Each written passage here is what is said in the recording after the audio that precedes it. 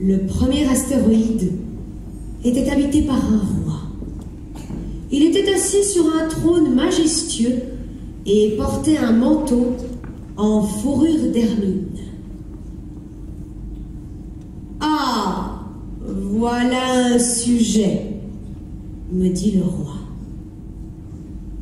Pour les rois, le monde est très simple. Tous les hommes sont des sujets. Approche-toi que je te vois mieux, me dit le roi qui était tout fier d'être enfin roi pour quelqu'un.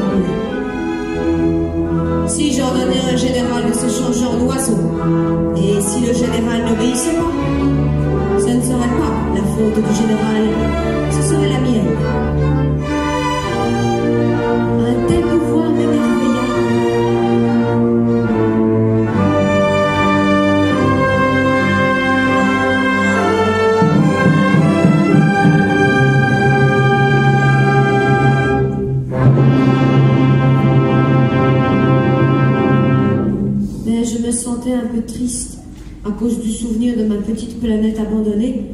Alors je demandais au roi, je voudrais voir un coucher de soleil. Faites-moi plaisir, ordonnez au soleil de se coucher. Me répondit le roi. Ton coucher de soleil, tu l'auras. Ce sera ce soir vers 7h40 et tu verras comme je suis bien obéi.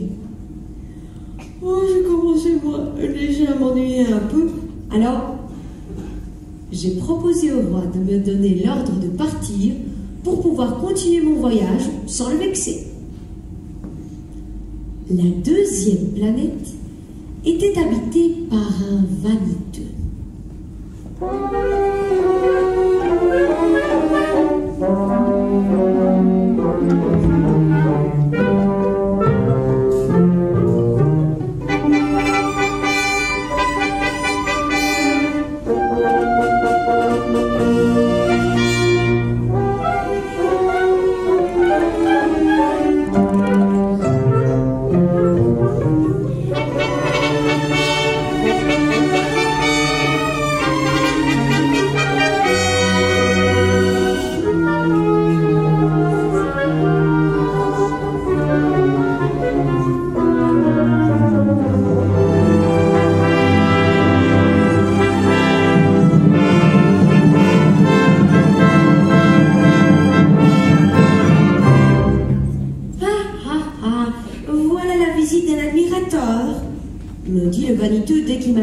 Car pour les vaniteux, tous les autres hommes sont des admirateurs.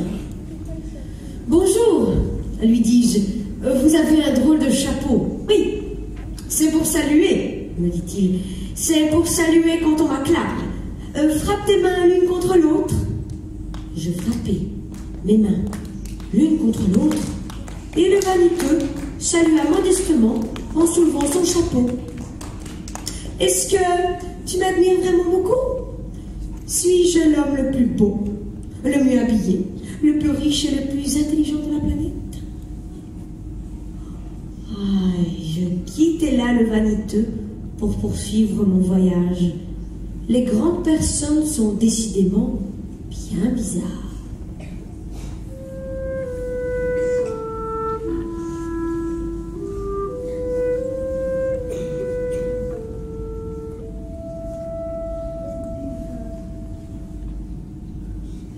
troisième planète était habitée par un buveur.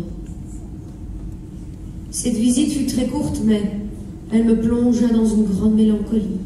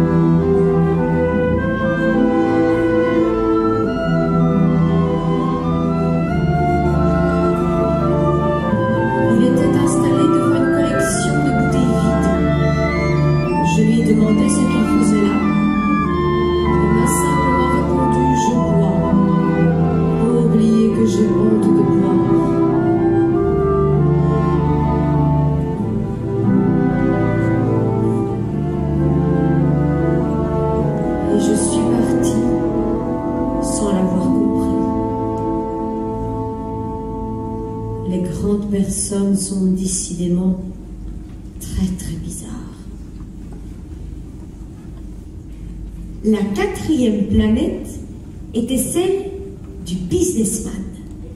Cet homme était si occupé qu'il ne leva même pas la tête à mon arrivée.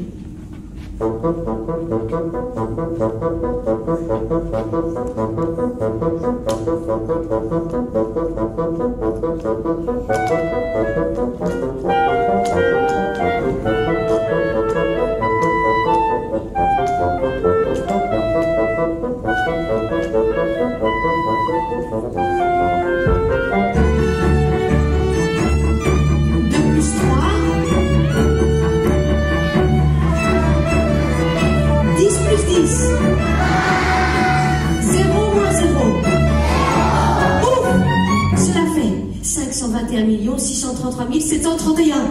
Ah, je suis un homme sérieux, moi. Je ne m'occupe pas de bêtises. » Le gros bonhomme passait son temps à compter les étoiles. « Et que fais-tu de ces étoiles? »« Rien.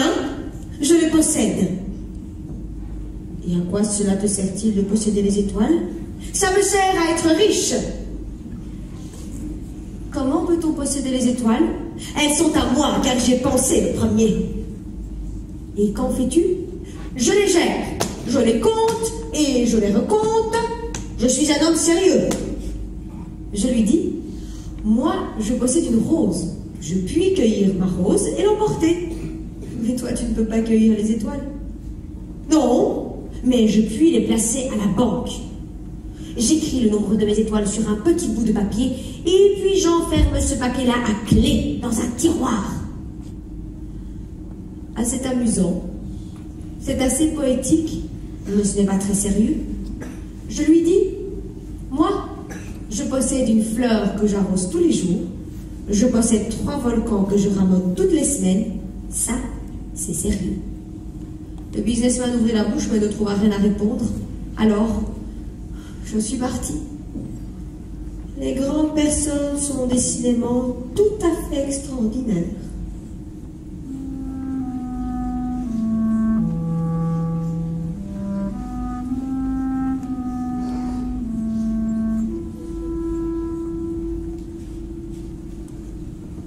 La 5e planète était très curieuse. C'était la plus petite de toutes. Il y avait là juste assez de place pour loger un réverbère et un allumeur de réverbère. Pas de maison, pas d'habitants, un réverbère et un allumeur de réverbère. Cet homme passait son temps à sans cesse allumer son réverbère, puis juste après à l'éteindre et ainsi de suite. Il me dit, « Je fais là un métier terrible. Avant, c'était bien raisonnable, mais d'année en année, la planète a tourné de plus en plus vite. Et maintenant, je ne fais plus qu'allumer et éteindre tout le temps. Je ne fais plus que ça. »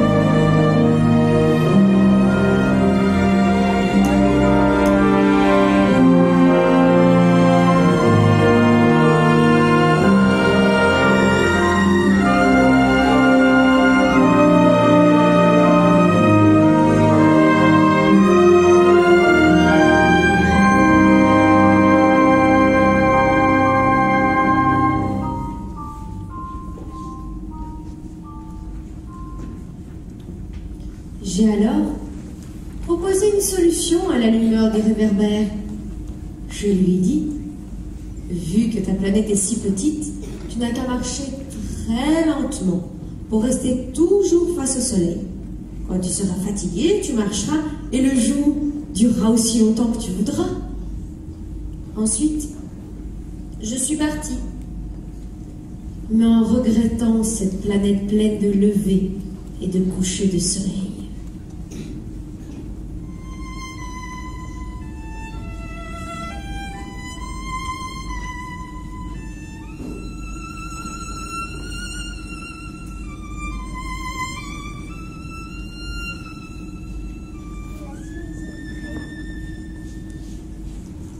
La 6e planète était 10 fois plus grande.